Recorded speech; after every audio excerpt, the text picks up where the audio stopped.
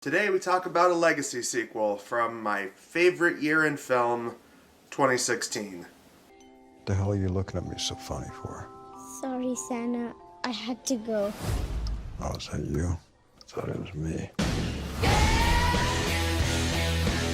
We got a job, Willie. I'm talking millions this time. I got an associate who's got this thing all lined up. What's it been, 15 years? Mom, Well, you still hit like your daddy. eat me.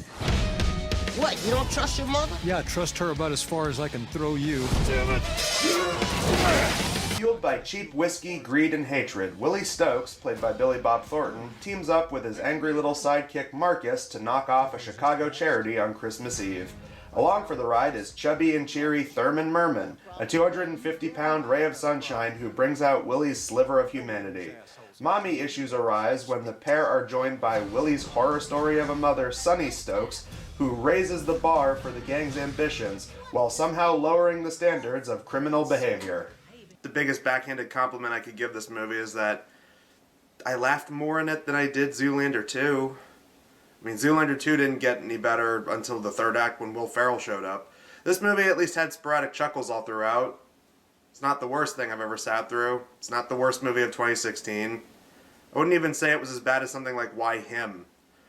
But, compared to the original Bad Santa, no competition. For context, Bad Santa is one of those movies I'm actually surprised is as popular as it is. I mean, there was a big marketing push for it, to be sure, and I'm glad that people like it because it is still a very funny movie, and it's just this, like, mean-spirited, cynical, rated R, raunchy Christmas comedy that's consistently entertaining all the way through, and I do really like it a lot. It's a great movie. It's a great vehicle for Billy Bob Thornton to basically do his thing. I really like it a lot. But like I said, I'm kind of surprised it was as popular as it was. I mean, the Coen brothers seem to only be synonymous with beloved movies, obviously, but movies that aren't really mainstream kind of movies. They're a lot more kind of indie comedies. They're good indie comedies. Coen brothers are great, but it's the kind of movie that I wouldn't have expected to get so popular outside of like major film nerds. And the director, Terry Zwigoff, I mean, a lot of his movies, again, they were even more underground. I mean, you know, he did a movie about Robert Crumb, the comic artist, and Art School Confidential was kind of his last big movie. And I think that's great. I love when directors just make movies that are super personal to them, and they have their own touch, their own flair, their own specific style. And Terry Zwigoff definitely had that in spades. But yeah, I mean, it's the kind of thing that you put all of that together. You know, the people that wrote the original draft before the Coen brothers came in and touched it up, and Terry Zwigoff as the director, like all these different unique visions came together, and it made a really good movie that did surprisingly well. And you know, despite the fact that it has connections to the Weinsteins, that's unfortunate. But other than that, I mean, everybody in this movie has great chemistry together. You know, the Billy Bob Thornton is great as the lead. Tony Cox is a good sidekick. And you got great comedic performances from the late Bernie Mac and the late John Ritter. And even the kid that played Thurman in the movie. They work really well together, and that's sort of where the heart of the movie comes from. And apparently that was added, which I'm not surprised. That's the studio like stepping in and being like, you have to have more heart, so that way it has more appeal. Because the unrated version, the director's cut, Batter Santa, now that's a fucking cynical as fuck movie. I mean, that's a lot more depressing and dark, and not like a lot of the stuff with the kid isn't really in it. But the actual theatrical movie, the one that everyone seems to agree is probably the best version. Not to say that Batter Santa isn't very good, but the one that's a little bit more of a palate cleanser for people. And I think the one that people were just generally more attached to because they saw it a million times in the theater and on home video before the director's cut came out. I think that version of Bad Santa has a little bit more appeal because despite how cynical and raunchy the movie is, that's where the heart of the movie comes from, is this 8-year-old boy who sees this mall Santa who is really a drunk, who only works one time a year, which is, of course, the Christmas season as a mall Santa, so that him and his cohort could eventually steal all the money in the mall's safe and then bounce, and then just wait until next December to do it again. You know, the fact that this miserable drunk ends up finding a heart because he ends up taking this 8-year-old boy under his wing and teaches the kid to stand up for himself And the kid, in turn, slowly starts to melt some of his crust and reveal that he does have a heart underneath it all. I think that's very special, and I think it's a movie that's a one-in-a-lifetime kind of deal. And a million other movies have tried doing that and failed, but I think that Bad Santa is one of the exceptions, and I think it does it really well. But here's the thing. Bad Santa 2, the movie that we're talking about today, was not directed by Terry Zwigoff, was not written by the Coen brothers, was not even penned by the two guys that wrote the original draft of the script. So what you end up getting is a movie that, as far as I can tell, the only person who was really pushing for it to get made was Billy Bob Thornton, the lead actor, which is saying something because, out of curiosity, I watched a couple of interviews with him. Like, there's some interview stuff on the DVD, and there's some interview stuff online for when they were promoting the movie, and he just seems absolutely fucking dead inside. If you have a bowl of ice cream and you cover it up with, you know, 1.5 pounds of hot fudge, that's too much. But if you have a bowl of ice cream with about 2 scoops of hot fudge, it's just right. And part of me would just write that off and say, oh, that's Billy Bob Thornton being Billy Bob Thornton, but no. He seems like he actively realized that this whole movie was just kind of a failed effort. And like I said earlier, it's not that it's the worst thing I've ever seen, but compared to the original, it's not the same. In comparison to the original movie, which had a visionary director and visionary writers like the Coen brothers behind it, that movie felt more like a movie that people genuinely wanted to make. This, on the other hand, has all the energy of a Super Bowl commercial that's parodying a legendary comedy movie from like 20, 25, 30 years ago, where they get all the actors to come back and, oh, they're all dressed up like their characters from the original movie. Oh, isn't that great? And as a commercial, you can go, oh yeah, that's neat. Look, it's great to see everybody back together again.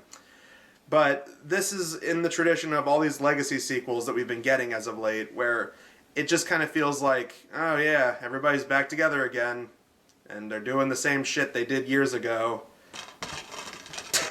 Before we even talk about what happens in this movie, I just gotta say, I did get curious and look up who actually did direct and write, and I was blown away by who actually worked on this movie, because they actually have some connection to other movies we've talked about on the Blockbusters show.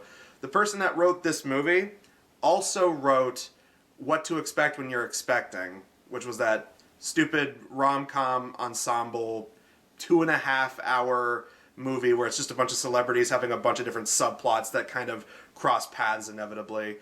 And that was not very good. But then the director, he's directed a bunch of stuff. I will say he's a very versatile director. He's directed a bunch of things that are never really one and the same. But it's from the director of Mr. Popper's Penguins. And I was like, how do you go from a kid's movie where Jim Carrey is messing around with a bunch of penguins to this shit here? But what happens in this one? Well, much like other dumb legacy sequels that feel like they came out way too late and kind of missed the point of the original movie entirely, this one begins and Billy Bob Thornton's character, Willie, he's back to his same old shit. His life is miserable. You think that after the events of the first movie, things would kind of look up for him. He ended up going to prison because he stole something, but he got less time because he ratted out his backstabbing sidekick with Marcus, played by Tony Cox. So you'd think that, maybe once he got out of prison, things would start to look up. It seemed like everything was going to be okay. Lauren Graham was taking care of Thurman. So while he was in prison, it seemed like the kid was going to be taken care of, and it seemed like his girlfriend would wait for him because they genuinely liked each other. But the movie literally pisses on that happy ending, sort of happy ending. As happy as a movie like Bad Santa could end. But movie literally pisses on that in the opening narration as he starts to talk about how, after a while, the relationship just kind of goes sour. I also found what was the closest thing I ever had to an actual girlfriend. She liked the job I had at the time, especially while I was in uniform. But you see, you can only puke in somebody's lap so many times before the romance takes a shit. Now you see, that's hack screenwriting code for Lauren Graham didn't want to be in this movie, or we didn't ask her to be in this movie, so we're just going to brush past any kind of mention of her whatsoever, so that way we can give him a new love interest with a newer, hotter, younger actress. but we'll get to that later. So, yeah, Willie's living in a shithole one-room apartment. Oh, so charmingly, the movie begins with him trying to kill himself. He sticks his head in an oven.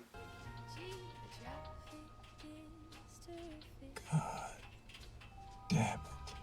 I would say this is the first time I've seen that in a Christmas comedy, but no, it's not. They did the exact same thing in that stupid-ass Surviving Christmas movie with Ben Affleck. Then he tries to hang himself with a toaster, but of course that doesn't work because that's not what toasters are made for. And I know it's because he was a character in the first movie, but Thurman comes back. He's now like 21 years old. He's a grown man. He works at Hungry Hoagie's, which is a sandwich place, and I think the only reason they did that was because the running gag with Cloris Leachman as the grandma, the whole thing in the first movie where she seemed to have a thing for making sandwiches.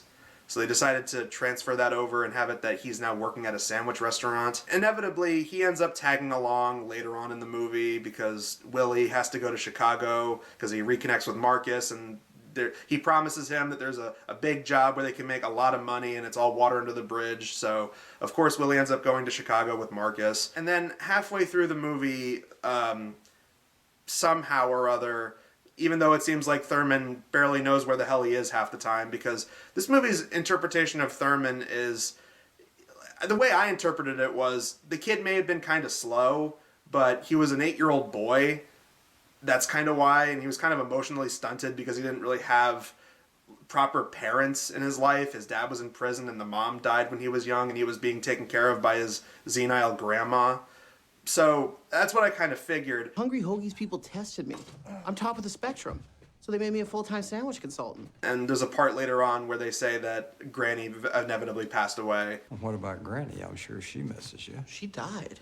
When? 2 years ago. Same day as the President's Day sale at Blue Mesa, Toyota, and Scion, where they put the wee in wheels.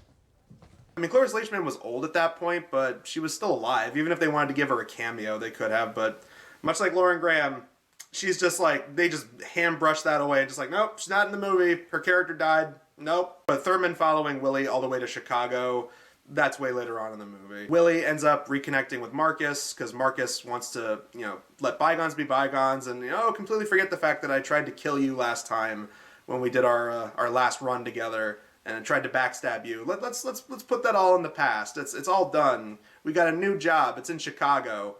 And, right away, this establishes a very crucial thing with the writing of this movie. It feels like the writers watched the first movie, or maybe part of the first movie, and the only thing they took away was Billy Bob Thornton swears a lot. Because seriously, more than half the dialogue in this movie is he says something mean to Tony Cox, usually making fun of either his race or his height, and his only real response to him is, "Fuck you." How do I look? You look like one of those trolls that gang fucked Willy Wonka. Early release, overcrowding. Well, it must have been packed to the gills so they couldn't cram your 3-foot ass in there. Nuts haven't been scraped off because they're so low to the ground already? Everyone call me tripod.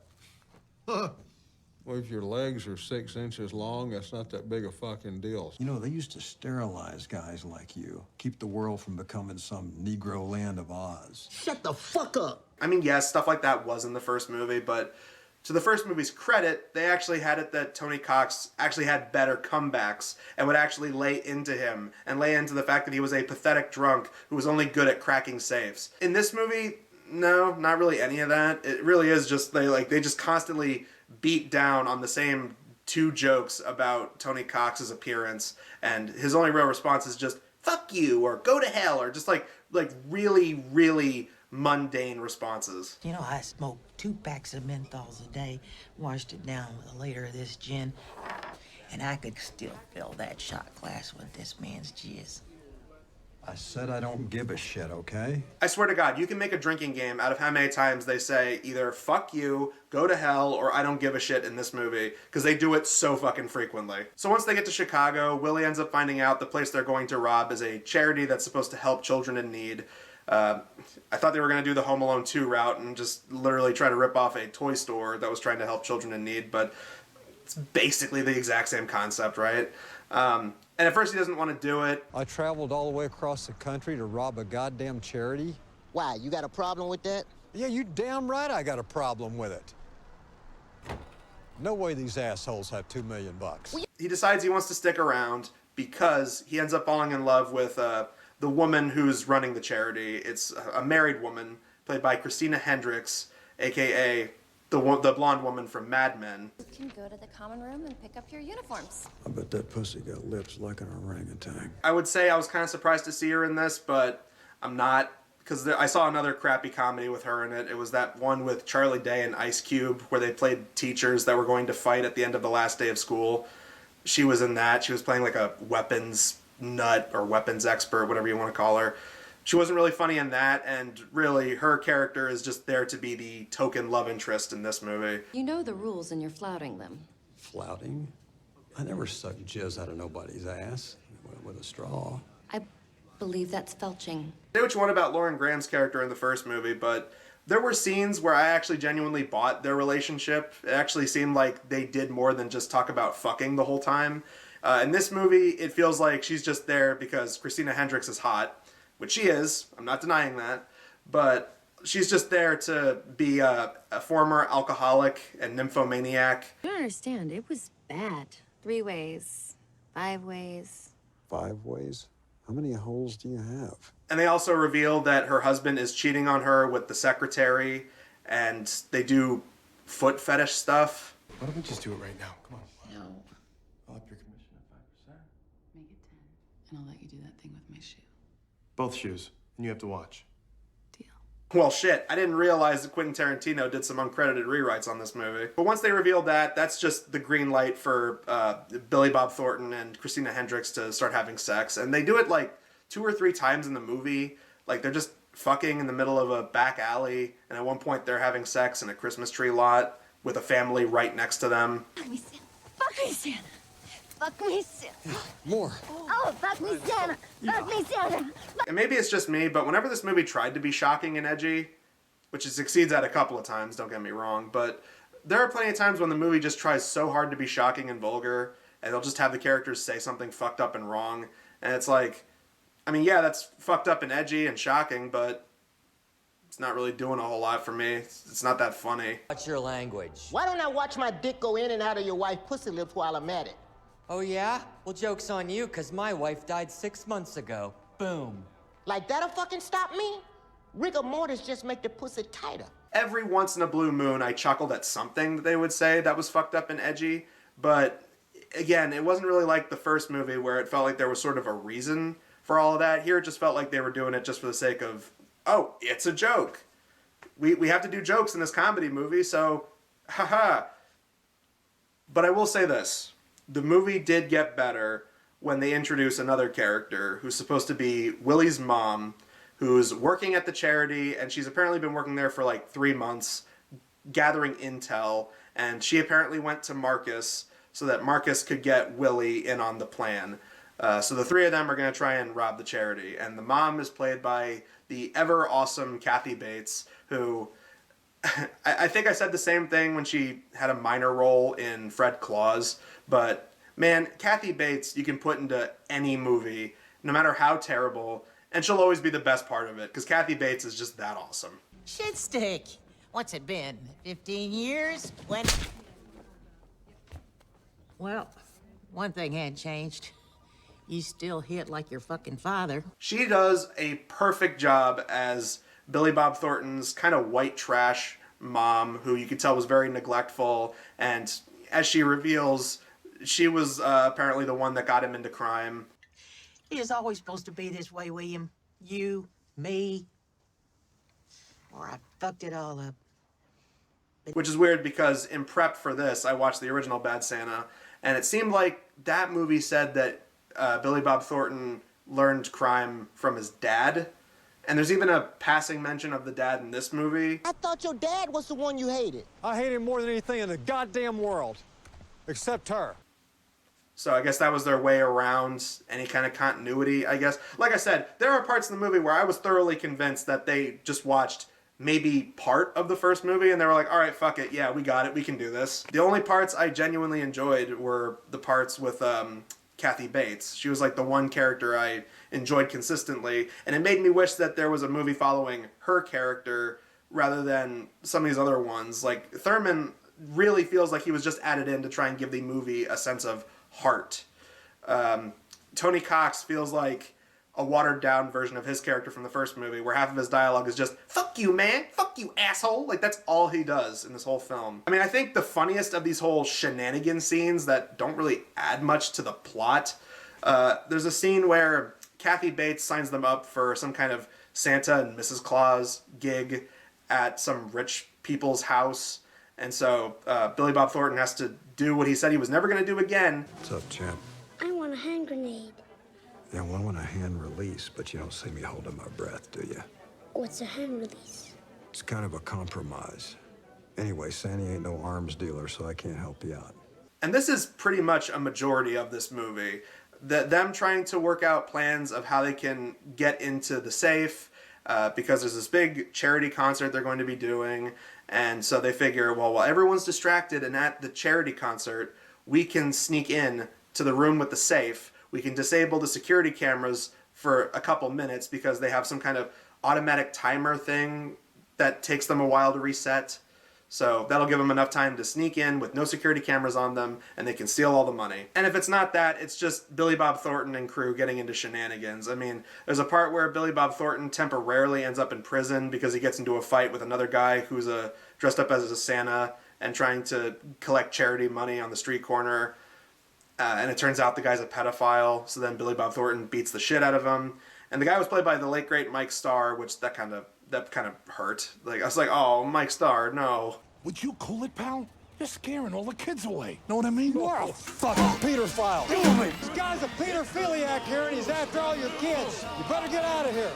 You fucking... And then Christina Hendricks shows up and bails him out and is so ready to just boot him from the charity event, but he's like, no, come on, like, I beat up a creep, come on. He somehow or other is able to convince her to let him stay, even though she lists out perfectly good reasons why she should fire him right then and there, but somehow or other, it works. I don't know. She's incredibly horny for him, as we see later. She says that she'll let him keep working there as long as he attends an AA meeting, and she will be chaperoning him. And obviously that's where their little romance starts to blossom. I'd like to get you in that back seat there and tear your little panties off and get that ass in my face and just fuck that pussy like you can't imagine. Filthy, dirty. Well, I thought that's what we were talking about here. Get out of my car.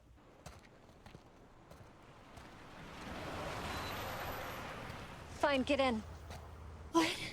Call me Santa. Don't be weird. As for what Tony Cox does throughout the movie, he has this whole subplot where he needs to get this security card key from this one security guard lady. And so he tries to flirt with her because he has a thing for her. And they go on a date, and, well, the way they write her, they just make her so unlikable. And I know, again, this is bad Santa we're talking here. That's sort of the point. But I don't know. I don't know what it is. For some reason, nothing against the actress. She played her part well enough as she could. But, man, they made this character so unlikable to me. I don't know. Like, there's a part where Tony Cox, they just love beating down on poor Tony Cox in this movie.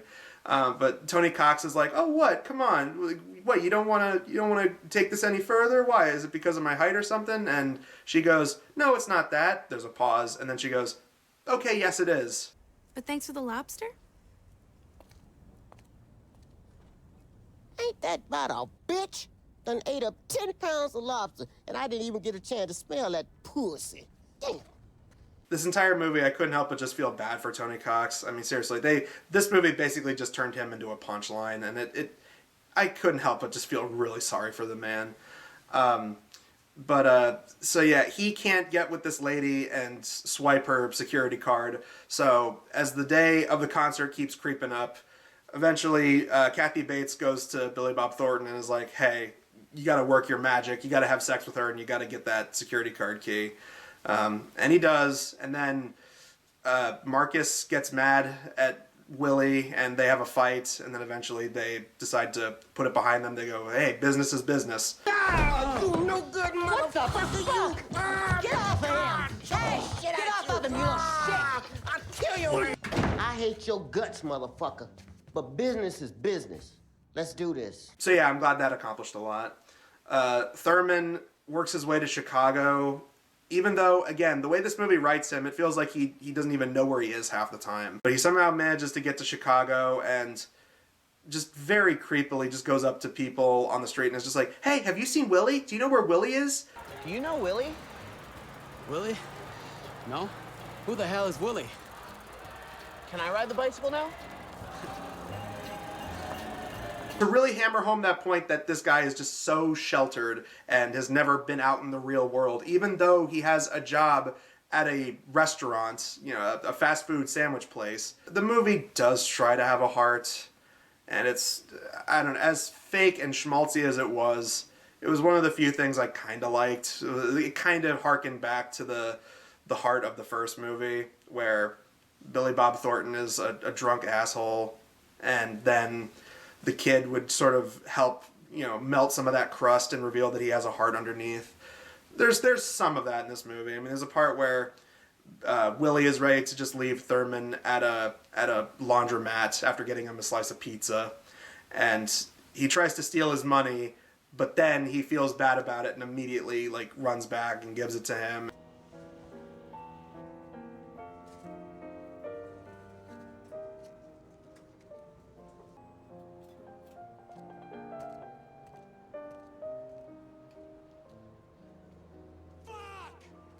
Fucking pussy!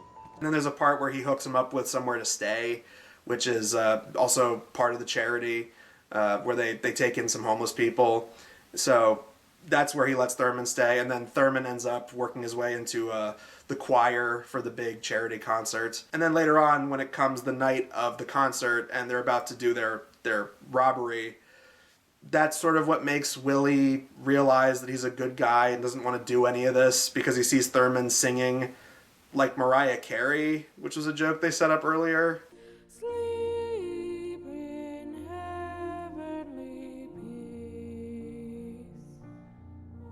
And then, oh, come the night of the big robbery, it turns out that he backstabs Billy Bob Thornton. Perfect amount for my cut. Are you shitting me? Really? You know, the old lady's right. Not so big now, are you? Because that's what they did in the first movie. Got to do the same beats again. They make it out with the money before any kind of security or cops can come after them. They make it to a back alley where Kathy Bates is waiting for them with a van for the getaway ride. But then, oh, another backstab. She ends up shooting Tony Cox, and she gives Billy Bob Thornton a gun earlier so that he could take out Tony Cox if he were to inevitably backstab him. But it turns out the gun she gave him has blanks. So when he tries to pull the gun on her, it isn't going to work. So there's this chase sequence. They end up at a thing called SantaCon, where there's a bunch of people running around in Santa Claus costumes. So she tries to blend into the crowd, and she plans to get away with all the money and run off to Mexico. And so Billy Bob Thornton chases after her, and he ends up getting shot.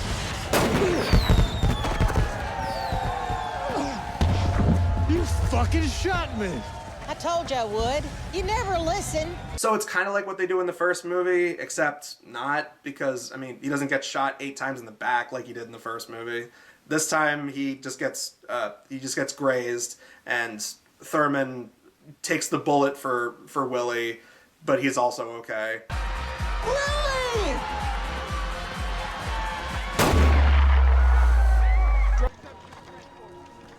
Don't worry, Willie. I'm okay. It's just in my butt.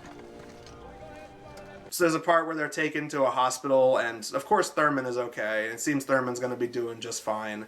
And Willie, he ends up living to see another day. And they, I guess, wrap up the stuff with Christina Hendricks, because while he's in his hospital bed, she's giving him a hand job.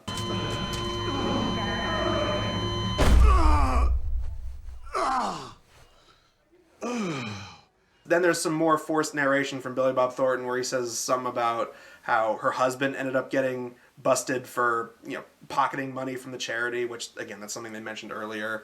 All this stuff feels like it should be way more crucial to the plot, but all of it is just kind of brushed off so that they can just have shenanigans. That asshole Regent ended up getting busted while I got off clean by ratting out my steaming pile of shit, mother. Oh, and the movie finally ends with This movie loves bringing back jokes. Like, they set it up super early on, and then when you're not thinking about that joke, they finally wrap it back around. Because earlier in the movie, when they're having an argument, Tony Cox's character of Marcus, he says something about how he created an Instagram account where it's just nothing but him taking pictures of him teabagging Billy Bob Thornton when he would pass out drunk. Got a whole Instagram of that shit of me teabagging you. 4,000 followers and counting, motherfucker. Ha ha! And so the movie ends with Marcus being hooked up to some kind of big machine in the hospital. And Billy Bob Thornton walks in, takes off his janitor jumpsuit, because I guess he got a job as a janitor at either the charity or the hospital. I don't really remember. But he's wearing this janitor jumpsuit. He takes it off, and then in the credits, you see a bunch of pictures of Tony Cox with fake nuts on his face. It's a legacy sequel. What do you really want me to say? I'd rather watch the original movie. I thought it was just a better made movie. I mean, like, again, that felt like something people genuinely wanted to make. This feels like, hey, it's a popular IP, it's a comedy people really love, it's a cult classic, so let's just make another one. It's basically just the same movie but watered down. It's typically how a lot of these legacy sequels are. I wouldn't say it was a complete waste of time. I mean, I laughed here and there. Like, Kathy Bates is still easily the best thing in the movie. First one, I felt like they genuinely wanted to make it. This just feels like a very cynical cash grab. That being said, compared to other shitty sequels we've talked about, I said this at the beginning, way better than Zoolander 2. I got more laughs out of this than I did Zoolander 2. So there is that. It's not even the worst Christmas sequel we've looked at. I mean, you look at, like, Jingle All the Way 2, and what was that other one? The Christmas Vacation 2, Cousin Eddie's Island Adventure, or whatever. This is way better than that. So, I mean, while probably a very low bar, this is still better than all those pieces of shit. So, yeah, glowing endorsement, I guess. But in all honesty, I'd say just watch the first one instead. But we have one more video for Blockbusters show this December. We're going to be talking about another terrible Christmas special. This time we're going to be looking at something from the 70s. I've never heard of this one until recently. It's something called Santa's Christmas Elf Named Calvin. So we'll have to wait and see what that's like. Apparently it's really bad, but I have not seen a single frame of it yet. So yeah, look forward to that. I'm probably going to despise it, but we'll find out next time. Until then, I'm Adam Sykes of the Blockbuster Show, and we will see you guys in the next video. Just squint your little... Can't you say I'm trying to eat a fucking pizza here? I swear to God, it's fucking electric oven.